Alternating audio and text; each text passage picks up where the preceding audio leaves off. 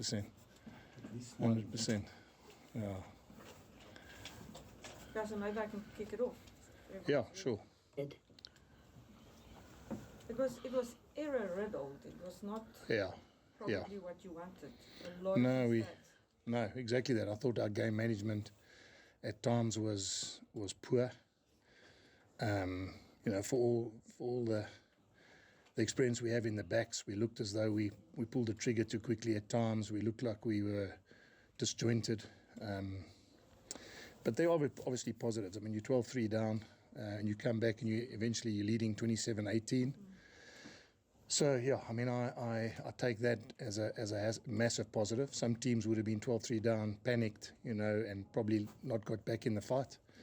But it's not the way we want to play. I mean, we as I said, we gave them a try over the top of the line out. That's 7. We dropped the ball behind the in-goal area. That's 7, and... obviously the other one is we kicked long and we should have had a chase line. I think Sergio kicked too quickly. He marked it and then I don't know what he was thinking. He's a senior player, just kicks the ball straight on the field and Mohammed beats the first line and goes and scores. So, and I mean, as I said, I think there's a lot of learnings there. But a win is a win, and sometimes you need a bit of luck. Sometimes you need things to. Maybe a year ago, Hendricks kicks that ball over and we lose the game. So. Those are the margins, and sometimes you need a bit of luck that because it can change the outcome of the rest of the season. Absolutely. Good, boss. Jake, are you surprised that they managed to put the Bulls under so much pressure in the scrums and the lineouts? Yeah, I mean, no, I'm not, because I told you yesterday. Remember, they got a good set piece and they're good at scrumming, and I was a bit, I suppose I was a bit disappointed with the inconsistency of our group. One scrum we're really good, the next scrum it's almost like we just do it on our own.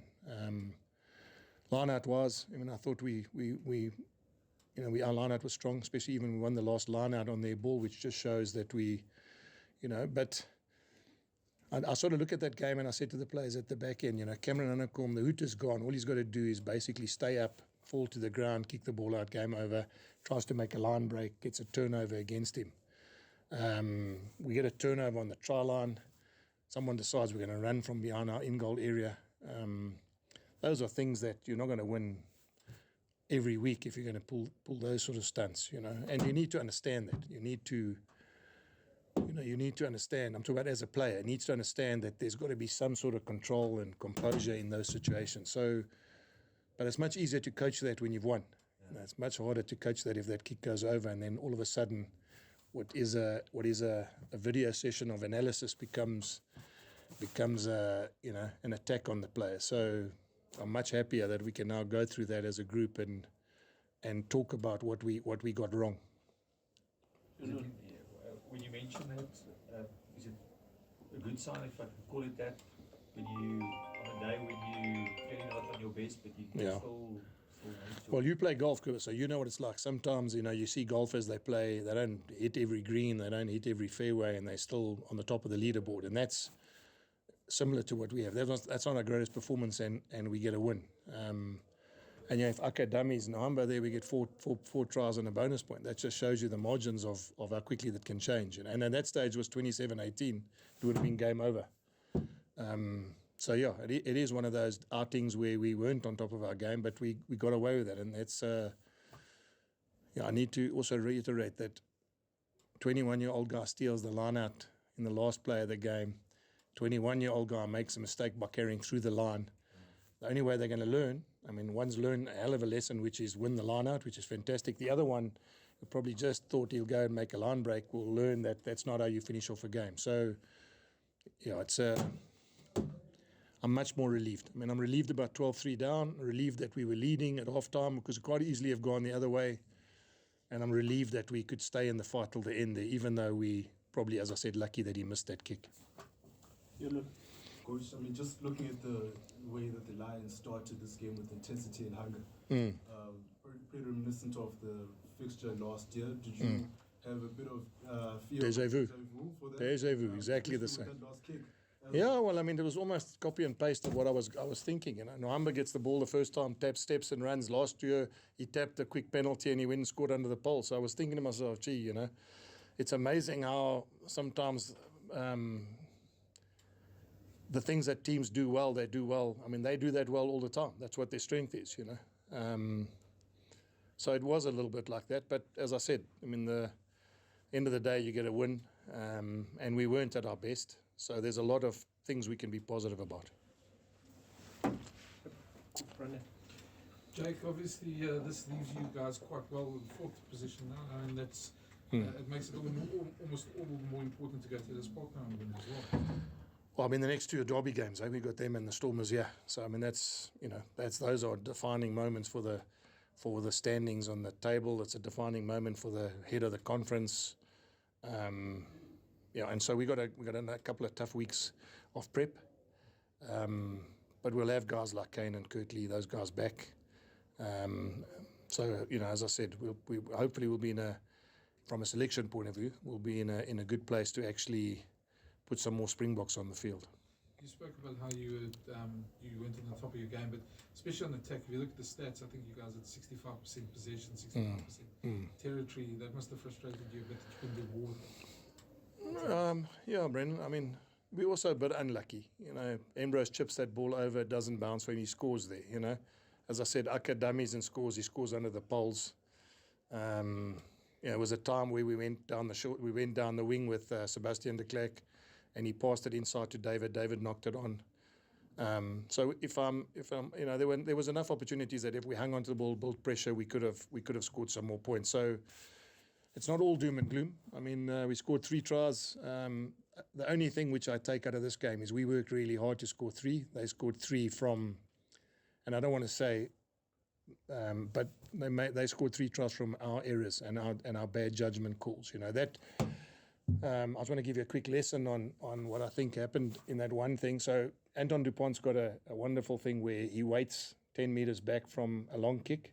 David Krill waited, went up, got penalised for offsides, which I think is, if you watch games in international rugby, that's allowed. They kick the ball out, they get a line out over the top, they score under the pole. So it's a 7-point swing, which should have, you know, what I'm saying wouldn't be a penalty, but we would have had them cornered in their half. So, but you know, those are things we're going to have to be sharp on. You know, if those are the ways they're going to interpret those things, we've got to be a little bit more streetwise. Cool. That's all. Jake's stats has shown that the Lions has really improved as far as their defence is concerned. Obviously, the defence also made a difference today. I think I lost count about the last try that you guys eventually scored out 10, 12 phases. Yeah. So obviously that's Yeah. one.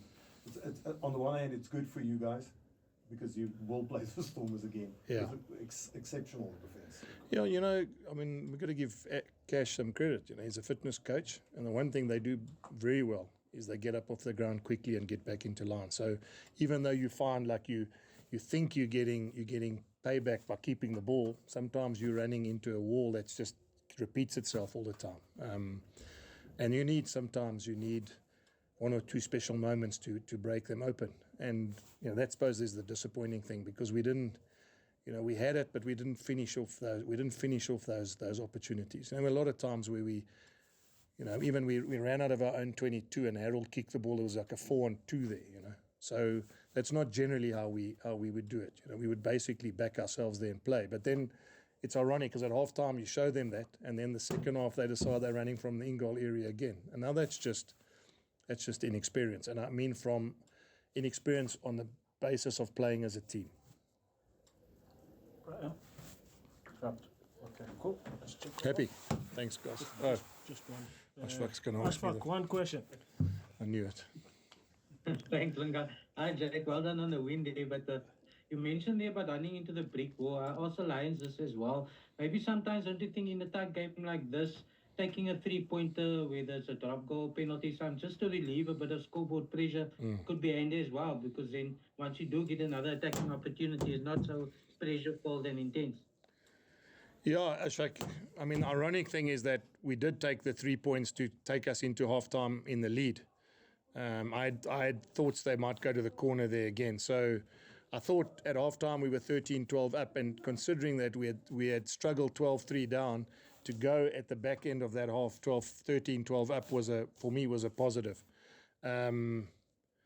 But I just repeat myself. I think the one thing let us down today, just the game management of the way we created situations and then just didn't understand. So you get a turnover on the try line.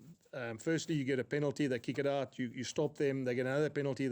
You stop them all. You turn it over, and then you drop the ball under the poles, and you give them 7 points. So you can imagine forwards will be very frustrated by the fact that they had to work so hard to get the ball back. And when we got it back, we decided that was the time to go and score a full-length try. And one thing about the Lions, they're very good in understanding counter-attack because they do it so well.